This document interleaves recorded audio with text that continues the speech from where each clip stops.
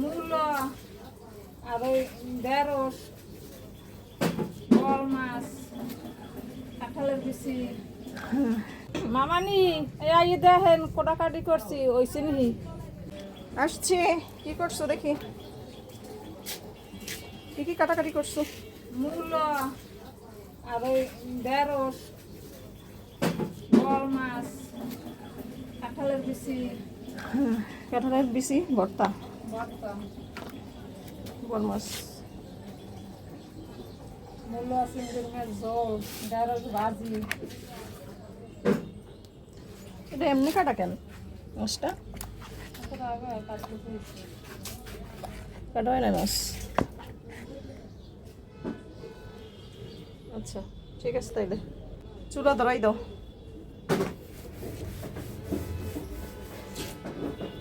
আজকে বল মাছ মাখা মাখা হবে। লবণ, ঠিক ঢেঁড়স ঢেকে দেবো।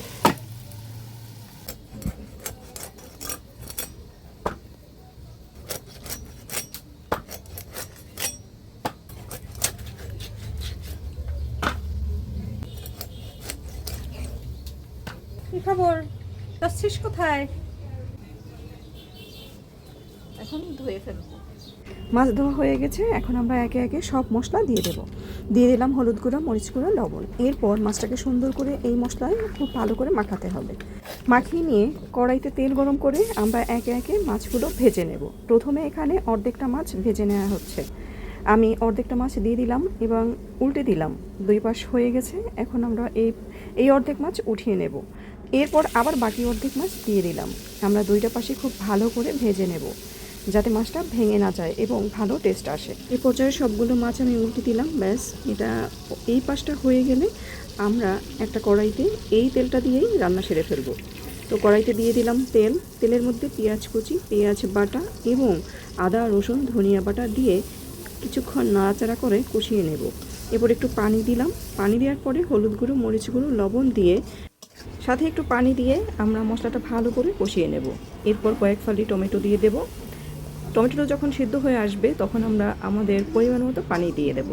আমরা ঝোল যতটুকু রাখবো মাছে সেই অনুযায়ী পানিটা দিয়ে দেব। পানি দেওয়ার পরে পানি যখন ফুটে আসবে তখন আমরা ভেজে নেওয়া মাছগুলো সব একে একে দিয়ে দেব এবং সব মাছ দেওয়ার পরে আমরা দিয়ে দেব এই মাছ রান্নার সিক্রেট মশলা শাকবাটা, যদিও এখানে আমার সেই ভিডিওটা নেই। এরপর আমরা কয়েক ফালি টমেটো দিয়ে ঢাকনা দিয়ে ঢেকে দেব। এই হচ্ছে আমাদের আজকের রান্না বান্না। বোয়াল মাছ ঝোল, শাকবাটা দিয়ে বোয়াল মাছ ঝোল, খুবই মজার। আর মাছটা কিন্তু খুবই গ্রেভি হয়েছে, দেখতে খুবই আকর্ষণীয় লাগছে মাশাআল্লাহ।